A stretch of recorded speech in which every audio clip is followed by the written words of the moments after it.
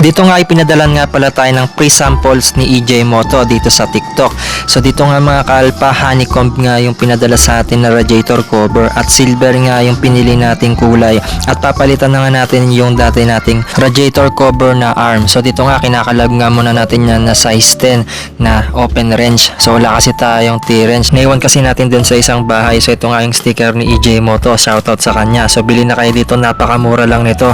At nagpadala pa nga siya ng emblem nung Brembo, tapos meron pang pa-previous na sticker protector para sa speedometer natin. So ito nga, smoke nga yung pinadala sa atin, bawing-bawi ka na sa previous. So dito nga tinanggal ko na yung 3M sticker para mailagay na natin yung honeycomb na radiator cover natin dito sa BRD na radiator. Kahit na stock radiator nga lang pala yung sa inyo ay pwede ito. So ito nga yung napili ko dahil napakasimple nga lang nito at talagang napakagaan, at sa murang halaga ay pwede mo nang mabili ito. So DS4 nga pala yung pinili ko.